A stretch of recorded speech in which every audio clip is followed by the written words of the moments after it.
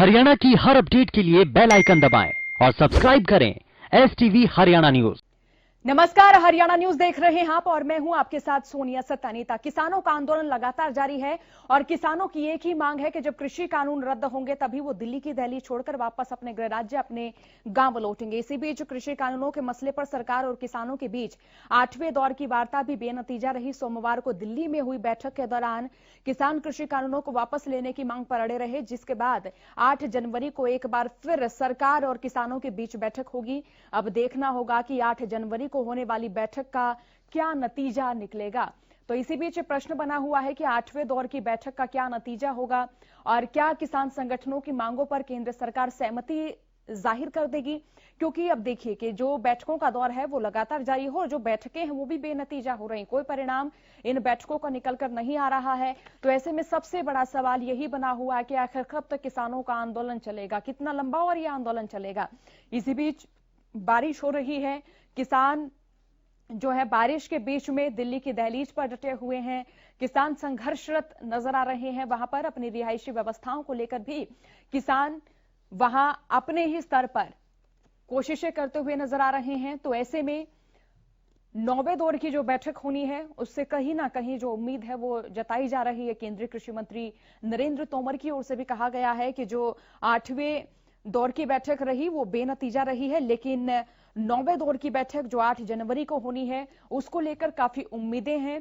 और इस बैठक को लेकर किसान नेताओं का भी यही कहना है कि वो भी चाहते हैं कि केंद्र सरकार जल्द से जल्द उनकी मांगों पर अपनी सहमति जाहिर कर दे। और केंद्र सरकार का भी यही कहना है कि जो 8 जनवरी को 9वें दौर की बैठक होनी है वो भी निष्कर्षीय रहेगी। ये पूरी कोशिश की जा रही है किसानों की तमाम मांगों पर सहमति जाहिर करने की जो कोशिशें हैं वो केंद्र की ओर से भी की जा रही हैं और किसान नेता जो हैं वो भी कृषि कानूनों को रद्द करने की मांग पर अड़े हुए हैं। तो इसी बीच किसानों की ओर से यह कहा जा रहा है कि उन्हें MSP का पुख्ता आश्वासन चाहिए और केंद्र सरकार MSP बरकरार रहेगी, ये एक कानून बनाकर दे। और इसी बीच 8 जनवरी को 9वें दौर की बैठक होनी है। सवाल यही है कि क्या 9वें दौर की बैठक भी बेनतीजा रहेगी।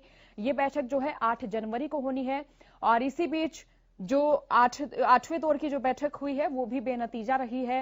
हालांकि 2 बिंदु जरूर हैं जिन पर केंद्र की ओर से सहमति जाहिर की गई है, लेकिन फिर भी किसानों का यही कहना है कि जो 2 बिंदुओं पर सहमति जाहिर केंद्र की ओर से की गई है वो इस आंदोलन को समाप्त करने के लिए काफी नहीं है। वो चाहते हैं कि जो तमाम बिंदु, जो तमाम एजेंडे किसानों की ओर से केंद्र के समक्ष पेश किए गए हैं वो तमाम बिंदुओं पर चर्चा की जाए और MSP का पुख्ता आश्वासन किसानों को दिया जाए।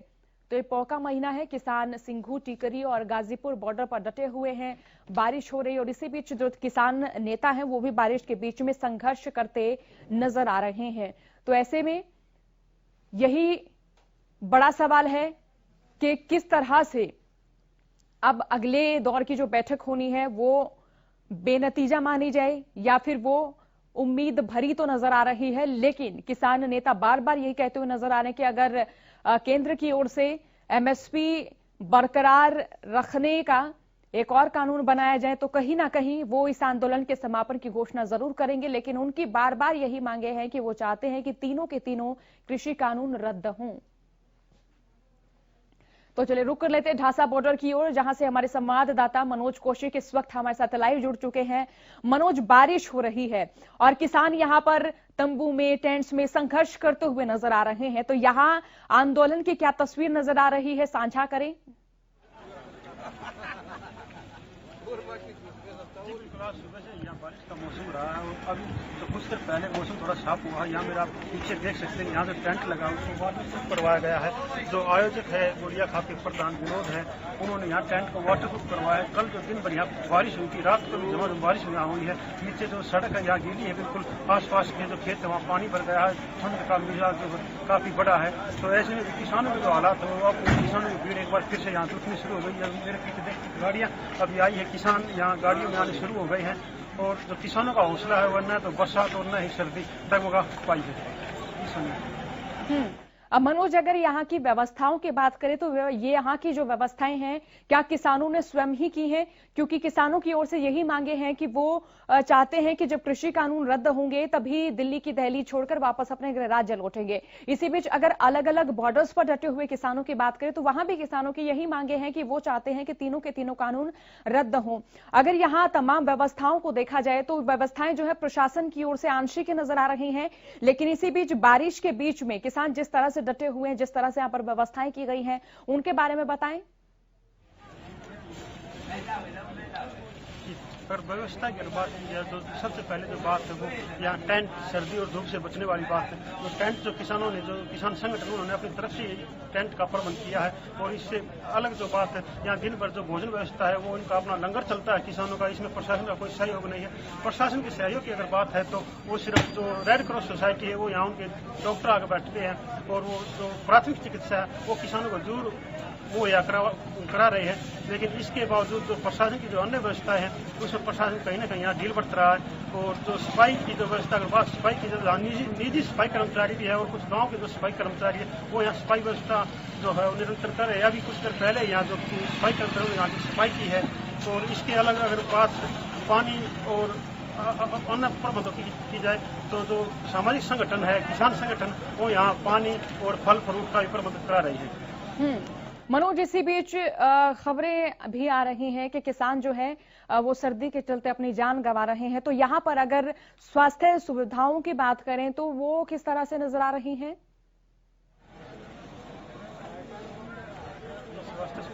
जो रेड क्रॉस है उसकी तरफ से एक चिकित्सक यहाँ पूरा दिन बैठता है और जो किसानों की जो सर्दी संबंधी या अन्य जो स्वास्थ्य संबंधी जो समस्याएं होती है उनका वह इलाज भी करता है।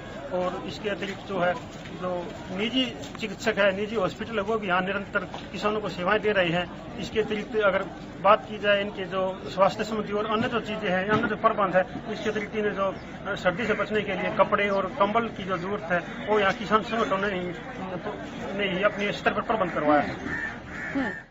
चलिए, बहुत शुक्रिया मनोज तमाम जानकारी के लिए। इसी बीच स्वामी इंदर हमारे साथ जुड़ चुके भाकियू के राष्ट्रीय प्रवक्ता हैं।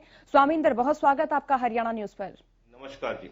स्वामी इंदर, मेरा सवाल यही है कि 8वें दौर की बैठक से क्या उम्मीद है? माफ कीजिएगा, 9वें दौर की बैठक से क्या उम्मीदें हैं? क्योंकि 8वें दौर की जो बैठक हुई वो भी बेनतीजा रही, कोई निष्कर्ष निकलकर नहीं सामने आया है। किसान नेताओं का भी यही कहना है कि तारीख पर तारीख मिलती जा रही है लेकिन समाधान कुछ हो नहीं रहा है।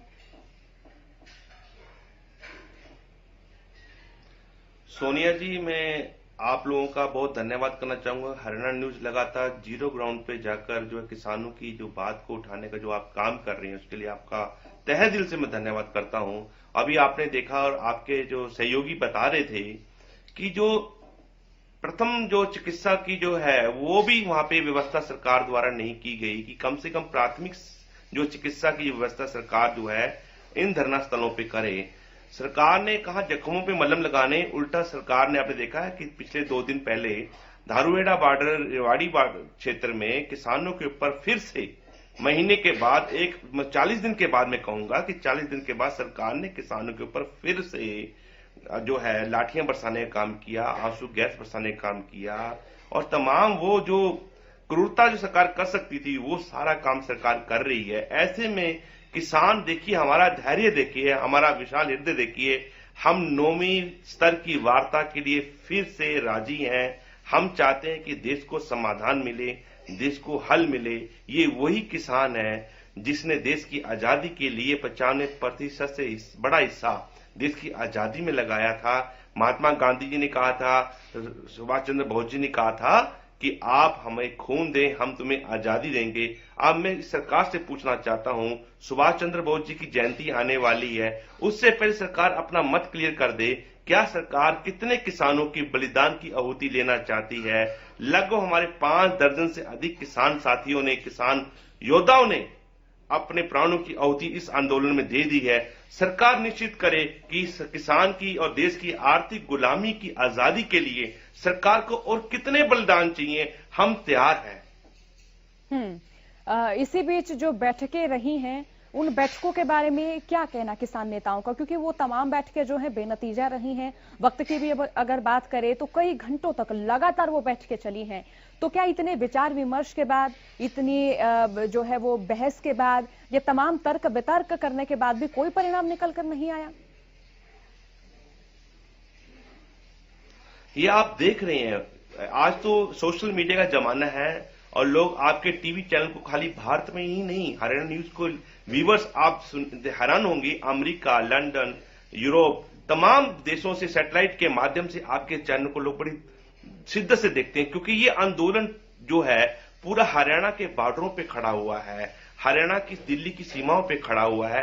तो तमाम दर्शक आपके इस चैनल को देखते होंगे, आप देखते होंगे जब भी आपसे मेरी वार्ता होती है, मात्र 15-20 मिनट के अंदर ही 15-20 हजार व्यूवर, 30 हजार व्यूवर, 40 हजार व्यूवर, 1 लाख से अधिक व्यूवर जुड़ जाते हैं, देखते हैं सोशल मीडिया के माध्यम से भी, तो सैटेलाइट के माध्यम से लोग देखते होंगे। सबको मालूम है आज देश की स्थिति क्या है। देश का जो शासक है, जिसको लोगों ने वोट दिया है, वो अपने आप को क्रूरता पे चला गया है, वो अपने को तानाशाह समझ बैठा है कि मैं जो कह रहा हूं, जो मैं कर रहा हूं, कुछ उद्योगपतियों के लिए वही राष्ट्रीय हित है। जो देश के लोग पीड़ा सहन कर रहे हैं, जो लोग दुखी हैं, लोग परेशान हैं, उन्हें वो पीड़ा नजर नहीं आ रही। और हमें खतरा है कि आने वाले समय में कहीं आंदोलनकारियों के लिए सरकार किसी प्रकार की जो समस्या पैदा ना कर दे।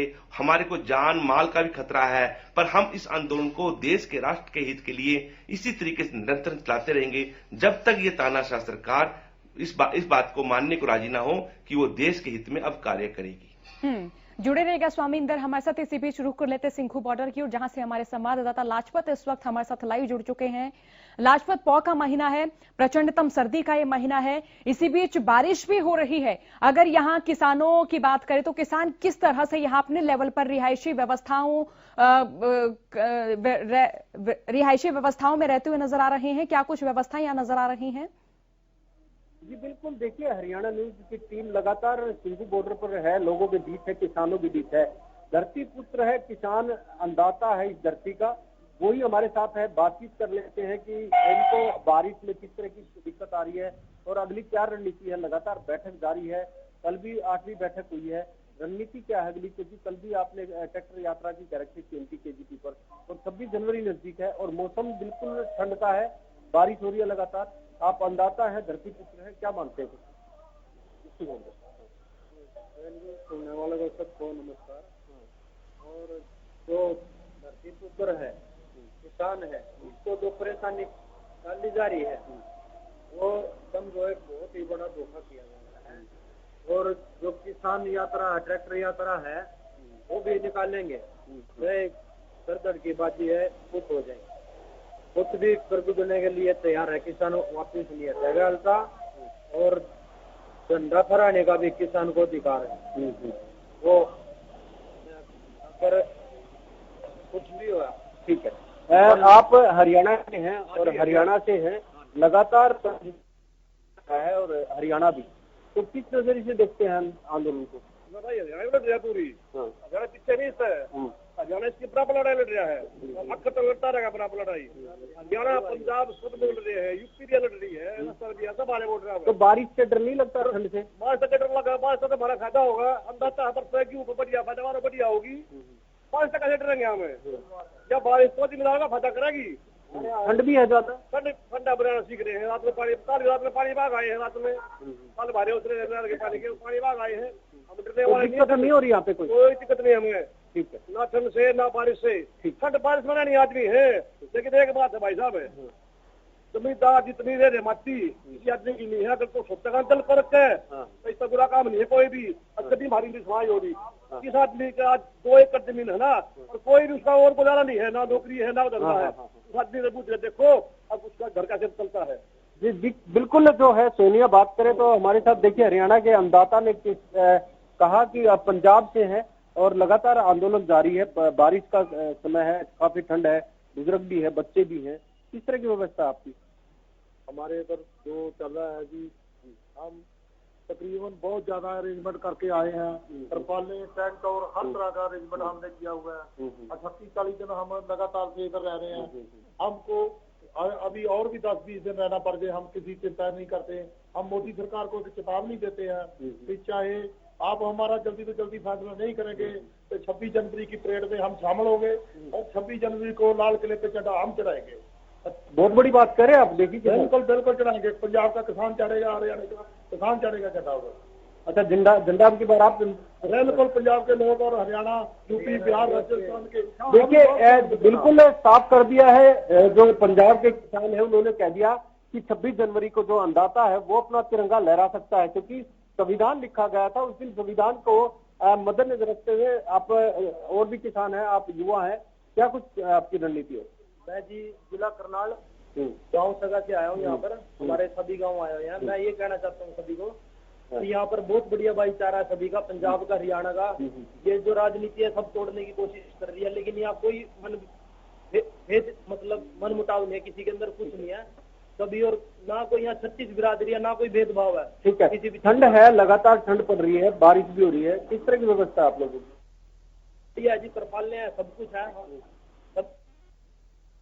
और हम एजुकेटेड किसान है, ये नहीं है कि जनता ये सोच रही है किसानों को कुछ पता नहीं है। ठीक है, एजुकेटेड परिवार से सब कुछ, हम किसान परिवार से आते हैं। ठीक है, पढ़े लिखे युवा हैं, आप पंजाब से हैं, पढ़े लिखे हैं, रोजगार आपको मिला नहीं तो आप खेती में अपना गुजारा कर रहे हैं। अगर खेती आपके पास नहीं रही तो क्या कुछ अगली रणनीति रहेगी? अगली रणनीति तो ये रहेगी जी, उसके बाद तो हम फिर काटेंगे या फिर अपने कटवाएंगे जी। इसका ऊपर कुछ नहीं होने का जी। जी हमारी धरती नहीं रहने की और क्या रहेगा हमारे पास? सर कटवाएंगे क्यों? सर कटवाने की बात आएगी लास्ट में। अब लाल किले पे झंडा हम फहराएंगे, देखा कौन सा रोकेगा मानना। अच्छा, 26 जनवरी तारीख पे 8 का क्या था फैसला? जब 2 कानून आप मान सकते हो, अगले 2 क्यों नहीं मान सकते? देखिए बिल्कुल किसानों में पूरा गुस्सा है। बिल्कुल देखिए सोनिया, बिल्कुल लोगों में गुस्सा है, युवा किसान है, साफ कह रहे हैं कि 26 जनवरी को हम अपना किसान तिरंगा लहराएंगे। और संविधान जैसे लिखा गया था उसको लेकर युवाओं में काफी गुस्सा है। पढ़े लिखे किसान है, बेरोजगार है, उनसे भी जान लेते हैं। आप पढ़े लिखे हैं, आपने पढ़ाई की है और रोजगार मिला नहीं, आप खेती करते हैं, तो अगली क्या रणनीति है आपकी? अगर साडी रणनीति है जी, पंजाब तो आए मानसन टोल प्लाजे तो ਜਿਹੜੀਆਂ ਤਰੀਕਾਂ ਦੇ ਕੇ ਸਰਕਾਰ ਸਾਡਾ ਇਮਤਿਹਾਨ ਲੈਣਾ ਚਾਹੁੰਦੀ ਹੈ ਕਿ ਕਿੰਨਾ ਕੁ ਚਿਰ ਇੱਥੇ ਦਮ ਕੱਢ ਸਕਦੇ ਆ, ਉਹ ਮੋਦੀ ਸਾਹਿਬ ਇਹ ਗੱਲ ਭੁੱਲ ਜਾਣ। ਕਿਉਂਕਿ ਅਸੀਂ ਵਰਖਾ ਦੇ ਵਿੱਚ ਵੀ, ਹਨੇਰੀ ਠੰਡ ਦੇ ਵਿੱਚ ਵੀ ਅਸੀਂ ਜੋ ਇੱਥੇ ਤਸਵੀਰ ਝੱਲ ਚੁੱਕੇ ਹਾਂ, ਜਿੰਨੀ ਵਰਖਾ ਅੱਜ ਦੇਖੀ ਰਾਤ ਪਈ ਹੈ, ਕੱਲ ਵੀ ਪਈ ਹੈ, ਉਹ ਸਾਡਾ ਇਮਤਿਹਾਨ ਲੈਣਾ ਛੱਡ ਦੇ। ਸਾਡੇ ਜਿਹੜੇ 30 ਕਾਨੂੰਨ 3 ਕਾਲੇ ਲਏ ਵਾਪਸ ਲੈਣੇ ਹੀ ਪੈਣੇ। ਮੋਦੀ ਸਾਹਿਬ वापस ਲੈਣੇ ਹੀ ਪੈਣੇ ਆ। ਦੇਖੇ ਸਾਡੀ ਕਾਲ ਹੋ ਚੁੱਕੀ ਹੈ, वापस नहीं लेने साढ़े। बिल्कुल लाजपत, आप ये बातचीत जो है वो जारी रखिए और बहुत शुक्रिया तस्वीरों से मुखातिब कराने के लिए। स्वामिंदर की ओर रुख कर लेते हैं जो कि इस वक्त हमारे साथ लाइव जुड़े हुए हैं।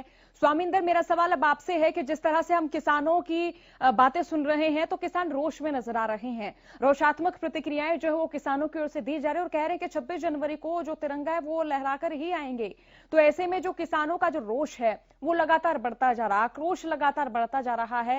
लेकिन इसी बीच अगर केंद्र के रवैये की बात करें तो क्या केंद्र का रवैया किसानों के प्रति जो है वो ढीला होता नजर आ रहा है, या ये कहें कि बड़ी संवेदना से क्या केंद्र सरकार किसानों की मांगों को समझ पा रही है? सोनिया जी, अच्छा होता कोई एक प्रवक्ता बीजेपी का हमारे साथ वार्ता में शामिल होता, और मैं समझ रहा हूं कि आजकल वो वार्ता में आना ही नहीं चाह रहे, क्योंकि देश का जो टोटल जो इस वक्त जो है, जो लोकतंत्र के ऊपर मैं कहूंगा हत्या सी हो गई है, बड़े बड़े कॉर्पोरेट सेक्टरों का कब्जा हो चुका है। ऐसे में किसान आंदोलन किस वक्त कुछ नहीं कर पा रहा, तो ये हमारी कमजोरी मत समझिए कि हम आंदोलन कर रहे हैं तो हम हताश हो गए हैं। महात्मा गांधी जी ने देश को आजाद कराने के लिए कई लंबे समय तक आंदोलन किया, उनका पूरा जीवन देश की आजादी के लिए निकल गया। और ये किसान पुत्र हैं जिन्होंने चंपारण के सत्याग्रह में महात्मा गांधी जी का साथ देना शुरू किया था। ये चंपारण वो जगह है जो बिहार में, जहां पर नील की खेती हुआ करती थी और यही कॉन्ट्रैक्ट फार्मिंग थी वहां पर भी। तो महात्मा गांधी जी ने हमें सिखा के गए हैं कि जब भी आपके साथ ऐसा कोई छलपूर्ण कोई व्यवहार हो और देश के ऊपर कोई समस्या आए तो आपने अपने प्राणों की आहुति देते समय भी संकोच नहीं करना। आज देश का पढ़ा लिखा युवा जो रोजगार के लिए कहीं भी जा सकता था, आपको मालूम है ये पंजाब से आए युवा हैं, इनके पास अमेरिका जाने के लिए, कनाडा जाने के लिए या यूरोप जाने के लिए कोई समस्या नहीं है। आधे से ज्यादा पंजाब की जो परिवार है यूरोप के अंदर रहते हैं। ऐसे गांव भी आप देखेंगे कि जहां पे युवा ही नहीं दिखाई देते, वहां सिर्फ महिलाएं रह गई या बुजुर्ग रह गए हैं। बाकी युवा जो सारे यूरोप में या अमेरिका या कनाडा चले गए हैं। ऐसे में युवा वापिस चलकर आया है देश के लिए। किसानों के लिए आंदोलन नहीं लड़ा जा रहा, वास्तव में देश की आर्थिक गुलामी को काटने का आंदोलन कहेंगे हम। आने वाले समय में हम देखेंगे मध्य प्रदेश से, बिहार से, उड़ीसा से, आंध्र प्रदेश से जिस प्रकार से हमें समर्थन मिल रहा है और जिस प्रकार से लोग अपने निजी साधनों चलकर आ रहे हैं, ऐसे ऐसे साथी मुझे देखने को मिले हैं जो साथी साइकिलों पर चलकर आए हैं। ऐसे साथी मुझे मिले जो बैलगाड़ियों पर चलकर आए हैं। ऐसे साथी मिले जो ट्रैक्टर ट्रालियों में चलकर आए हैं। सीमित साधनों से लोग आंदोलन लड़ रहे हैं और निश्चित मैं समझता हूं कि परमात्मा भी हमारे साथ है। भले ही मौसम आज हमारे साथ नहीं है, पर परमात्मा और देश के लोगों की दुआएं हमारे साथ हैं। निश्चित हम देश को इस आर्थिक गुलामी से आजादी दिला के रहेंगे और ये आंदोलन अपने जो असली मुकाम तक पहुंच के रहेगा। स्वामींदर, बीजेपी प्रवक्ता प्रोफेसर वीरेंद्र सिंह चौहान इस वक्त हमारे साथ लाइव जुड़ चुके हैं। चौहान साहब, आज मुझसे पहले जो सवाल है वो स्वामींदर करेंगे आपसे। स्वामींदर, बीजेपी प्रवक्ता हमारे साथ जुड़ चुके हैं, सवाल कीजिए।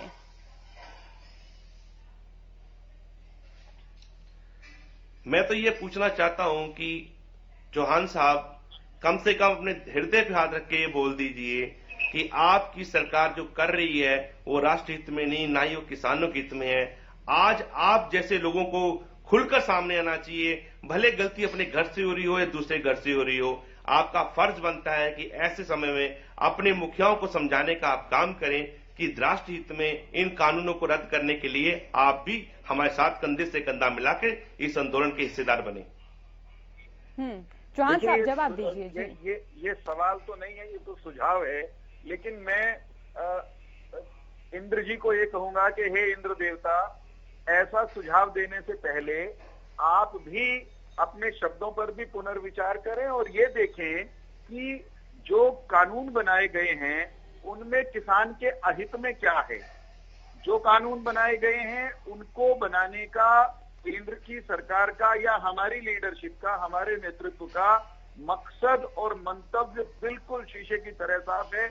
हम कृषि क्षेत्र में किसान के हित में सुधार चाहते हैं।